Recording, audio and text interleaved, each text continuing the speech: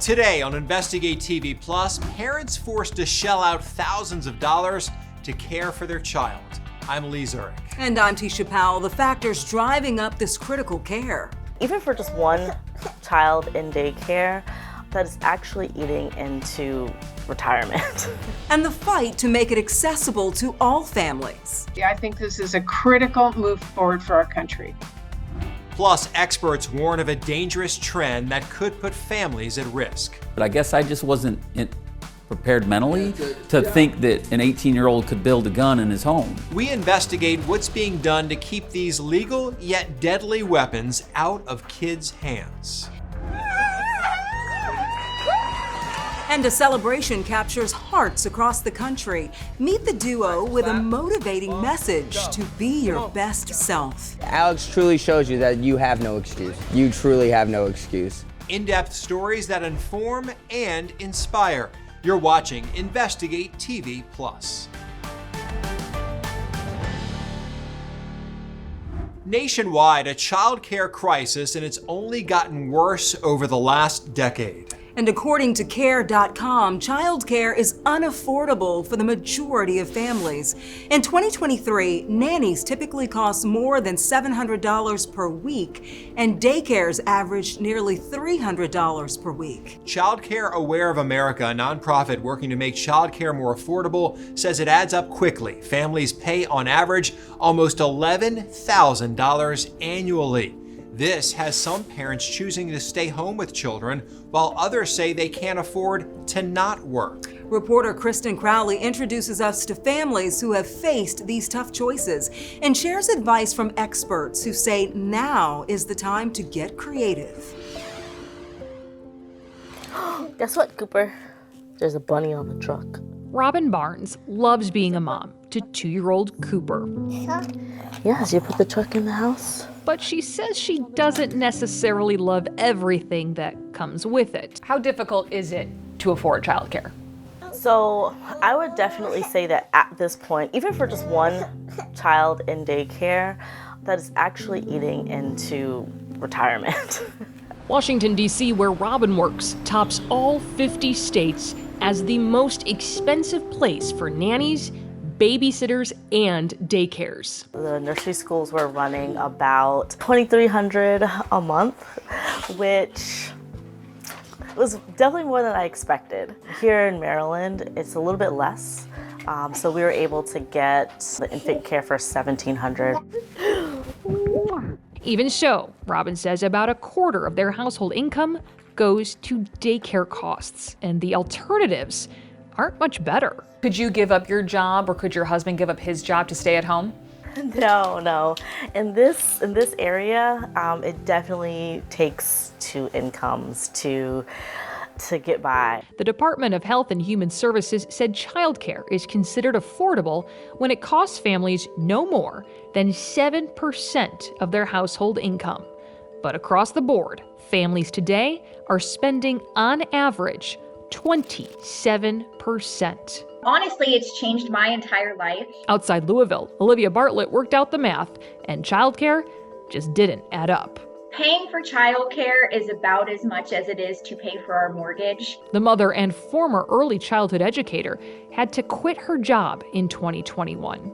If childcare costs hadn't been an issue, would you have still worked? Oh yeah, absolutely. With 4 children between the ages of 11 and 4, she says she can't afford to work. I was going to be spending my entire paycheck on childcare, so it just didn't make sense. And she's not alone.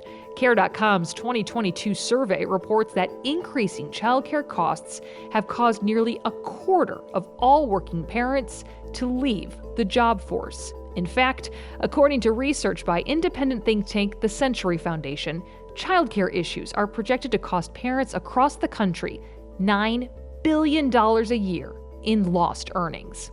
Is childcare affordable? No, it's not. And I don't think it's affordable for anyone. I mean, I don't understand how anyone can make this work in this economy. Tori Ulrich is the president and CEO of Chicago Super Sitters. a babysitting placement service that specializes in part-time care. I think COVID really blew things way up. Childcare options went down, so costs went up, supply and demand. And post-COVID recovery in the childcare sector has been slow. According to the Bureau of Labor Statistics, as of August 2023, it was still down more than 40,000 jobs since the start of the pandemic. I think that there was a really big misconception for a long time how much childcare was worth. And I think that that's actually the shift. I think that childcare workers are demanding what they're worth. I think that it's become a little bit more acceptable to ask for more based on your skill set. But she admits it's creating a difficult problem. I think that parents pay more than they can. I think that childcare workers are paid less than they should be. I wish I had a solution. Families like the Bartletts say the federal government should step in and bridge the gap. The ultimate goal for me would be universal childcare. And some state and federal childcare funding is available. Has your family been able to benefit from that at all? Unfortunately, no, we have not. I have applied multiple times. We just barely make too much to be able to get any sort of childcare assistance. Senator Pat Murray knows what it's like to be a working mom to small children. The childcare crisis is really holding families back and our entire economy. Since 2017, she's been fighting for legislation to make it so that no family spends more than 7% of their income on childcare. Yeah, I think this is a critical move forward for our country. It doesn't matter if you're Republican or Democrat, if you can't get childcare, or if you have unsafe childcare, or if it's a barrier for your business, it hurts all of us. While the bill has not yet passed, Murray did secure a nearly $2 billion increase in childcare funding at the end of 2022. I'm trying to build on that now as we address this today. In the meantime, Ulrich says parents should try to think outside the box. If budget is your big boundary, think about that and get creative. Does this mean coming together with some of your friends and maybe it's you look after the kids on Monday, I look after them on Tuesday. Who can work from home and what does that mean? Is grandma an option? Uh-oh, the house fell apart. Back at the Barnes household, It would be great if I didn't have to worry about it. Robin says they're going to continue making the best out of a tough situation. It definitely means that you have to have a budget and even cut back in some areas. Good boy. Because this is their most precious investment.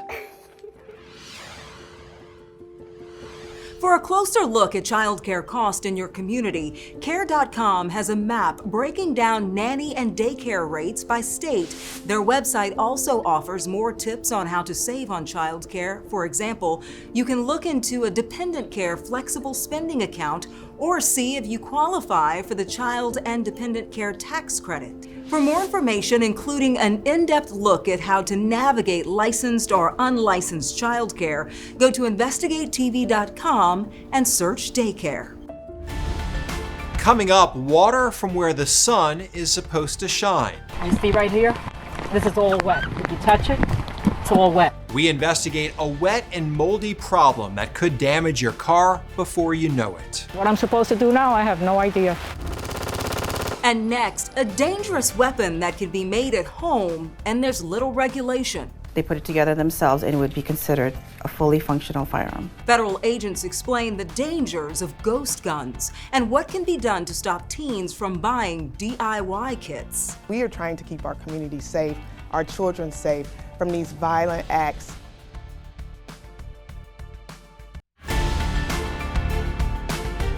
According to the Bureau of Alcohol, Tobacco, and Firearms, ghost guns, which are firearms without serial numbers that can be easily assembled, have been a part of the American gun culture for decades. And that would be considered 80% the lower half, and then they would order the other parts. But the ATF says their use in crimes is an issue.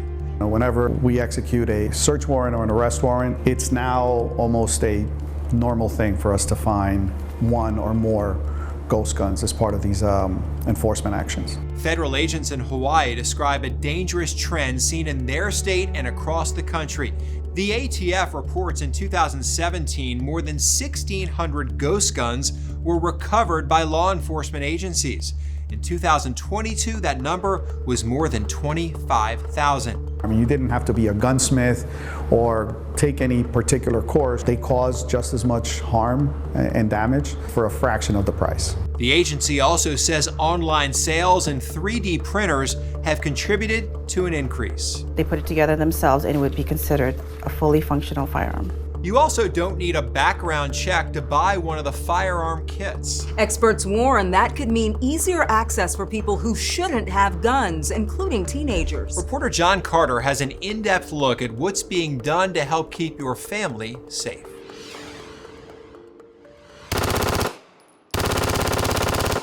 Can you tell whether that's a ghost gun or a real gun? Well, actually, ghost guns are real guns. They work just the same and they're as powerful as any other gun. But there is one significant difference. Let's take a look at these two right here. These guns look identical to me, basically. They're both, 9mm handguns? Yes. What's the difference? The only difference is one has a serial number and we can tell where it was made, who manufactured it, and the other one does not. So it is, in fact, a ghost gun. That's ATF Special Agent in Charge Alicia Jones showing me a confiscated ghost gun at the ATF gun vault here in Charlotte. Again, ghost guns have no serial number. If you have a gun in a crime scene that has no serial number, it makes it impossible for law enforcement to trace these firearms, and tracing is a tool that we use to investigate these violent crimes. We are trying to keep our community safe, our children safe from these violent acts that are taking lives with guns. But I guess I just wasn't prepared mentally to think that an 18-year-old could build a gun in his home. A primary concern among law enforcement is that because they are so much easier to obtain, more and more ghost guns are getting into the hands of teenagers. In fact, in a recent case, a Charlotte teenager bought a ghost gun on Instagram and accidentally shot another teenager in the chest. I think it's always scary, no matter how the juvenile gets the gun. They're all very scary because you have somebody who mentally is not mature enough maybe to make those decisions to prevent violence. And it's clear that many underage children are getting gun kits, something the former CEO of Polymer 80, the largest manufacturer of gun kits, apparently acknowledged in a letter regarding a company promotion. The letter was used as evidence in a lawsuit against the company. The former CEO wrote, "I get calls periodically on our pistol sales because some 16-year-old kid has ordered a pistol using his parents' address and credit card." Polymer 80 is facing several lawsuits claiming the company has skirted both federal and state gun regulations. I've contacted Polymer 80 several times to get a response, but have yet to hear back. Meanwhile, both Charlotte-Mecklenburg Police and the ATF say it's important that the community get involved in reducing gun violence, whether it involves ghost guns or any other type of weapon. I think you should care about it if you care about your community, if you care about keeping your kids safe, if you care about, not seeing people suffer from violent crimes and getting shot. 11 states and Washington, D.C. have banned or restricted the purchase or use of ghost guns. There's also a federal regulation on the table that would make firearm kits easier to track, but as of late 2023, it was tied up in federal courts. Still to come, a standing appointment. We come in every week, every Friday at what time? What time we come in? 1:30, right? A martial arts teacher and student show us how perseverance can pay off. Yeah! It was definitely your time, buddy. Everything we've been going over, he soaks it in like a sponge, man. But first, drivers unaware of a problem that could cost thousands of dollars in car repairs. You get some cars in here that are covered in black mold on the inside. We'll explain where to check so you don't end up sitting in a soggy seat.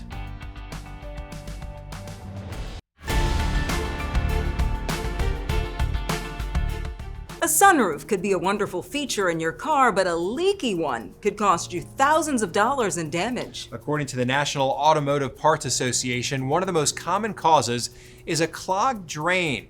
We heard from drivers who say it's an issue they didn't even know could happen. Reporter Cassidy Williams shows us the warning signs to help you avoid a wet and moldy mess. I was like, oh my gosh, that happens to me all the time. it's not just me. For years, Jillian Whitney thought it was a unique issue to her 2015 Nissan Rogue. It's up here on the ceiling. She says her sunroof keeps leaking, causing water to build up on her liners and floors. She's had her sunroof drains cleaned several times, but it keeps happening. Since I've owned it, over 10 times. You see right here? This is all wet. If you touch it, it's all wet. It's a very similar story to that of Gladys Fuentes. I noticed when I made a left turn, I started to hear like a swishing sound. Water was pooling at the foot of the passenger side of her 2016 Nissan Rogue. A trip to the dealership revealed it would cost more than $4,400 to replace the waterlogged and moldy liner and carpets. I can't drive that car with mold in it. I'm high risk for esophageal cancer. I'm supposed to drive a moldy car around? The dealership told Fuentes the cause of the leak was plugged sunroof drains. Her car is out of warranty, and Nissan says this wouldn't be covered by a warranty anyway because it is not the result of a manufacturer defect. Every sunroof has at least 2 drains so that if water gets in, instead of the water going inside of your car, it drains out behind the tires. If water isn't coming out, that means your drains might be plugged. Plugged drains is an issue Curtis D'Addario is all too familiar with. We get some cars in here that are covered in black mold on the inside. D'Addario says he often has people coming into his East Hartford, Connecticut shop who have no idea sunroof drains should be checked as part of regular maintenance. Normally, the little drain is not hard to get to when it's up in the air. You just take an air blower, give it a little pressure, and it clears them. Fuentes says she didn't know to check the drains because it's not in the owner's manual. Sunroof drains aren't mentioned. We reached out to Nissan about Fuentes' case. They sent us a statement that reads in part, the removal of debris from a vehicle's roof is a proactive measure that can help prevent sunroof issues. Nissan emphasizes the importance of regular maintenance. What I'm supposed to do now, I have no idea. As more people come forward, Jillian Whitney is hoping Nissan will have a different answer. Hopefully now, with this story coming out, Nissan will look more into it and take people more seriously and come up with a solution that's not going to cost the consumer thousands and thousands of dollars.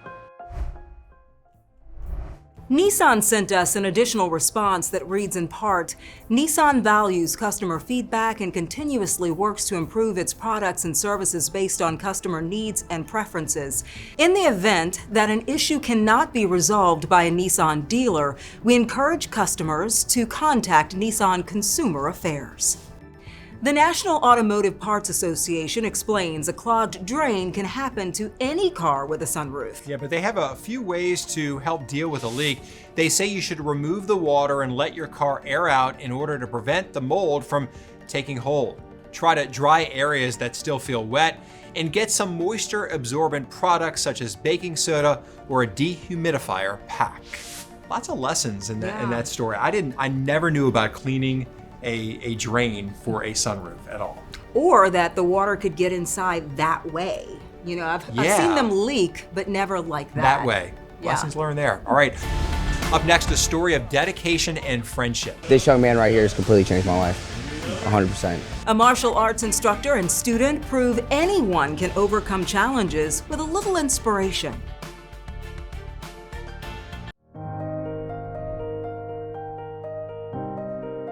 A major milestone seen and celebrated with 1 million people. It's thanks in part to a special program at a martial arts school outside Savannah, Georgia. Reporter Sam Bowman introduces us to a teacher and student inspiring others not to give up. Get on one knee. Ready? So your biggest thing I want you to try to work on, I want you to try to get mount, side control. Either one, okay? All right, so slap, bump, go. Come on. For the past year and a half, Matthew San George and Alex Mercado have a standing appointment. We come in every week, every Friday at what time? What time we come in? 1:30, right? Let's go. You got to work. I'm not gonna just give it to you. Let's go. Matthew trains Alex, who has cerebral palsy, in Brazilian jiu-jitsu.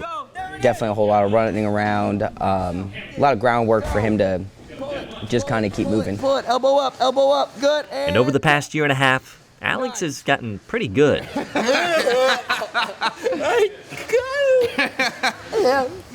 Nice. He received the first white stripe on his belt. First stripe. Yeah, buddy. A milestone Matthew says he's more than earned. It was definitely your time, buddy. Everything we've been going over, he soaks it in like a sponge, man. And when that stripe was officially added, So proud of you, buddy. well, his reaction says it all. You deserve every bit of this. It really just shows what martial arts is all about. You know, that everybody can come in no matter what, and everybody will support you and carry you along your journey. That support growing beyond the gym, racking up nearly 2 million views on Matthew's TikTok. I was like, wow, like the power of social media, that everybody can kind of see what we're doing here. A moment of pure joy that Matthew hopes sends an important message. Alex truly shows you that you have no excuse. You truly have no excuse. If Alex could come in here with a smile on his face every day, bust his butt harder than any other student, you really just don't have an excuse. It really makes your problems not that bad. Yeah! Yes! There you go. A lesson this master learns from his student every time they hit the mat. I'm telling you, this young man right here has completely changed my life, 100%. Like, that's what I'm saying. How could you have a bad day, dude? Just to come in, and I'm telling you, buddy, very appreciative of everything. Oh yeah. Right? Forever. Right? Cool. That was just an amazing story. His pure joy and happiness just hits you right here. And I love the impact he has on his teacher, too. They both are helping each other. It's a special relationship. Very nice, Indeed. yes. Well, that's it for now. For Investigate TV Plus, I'm Tisha Powell. And I'm Lee Zurich. Thanks for watching. Next time on Investigate TV Plus, the U.S. faces an emergency, a doctor shortage, but many doctors willing to practice in the U.S. can't. We're talking about experienced physicians, often with many, many years of experience, who are unable to practice here. We reveal why and solutions to a potential healthcare crisis.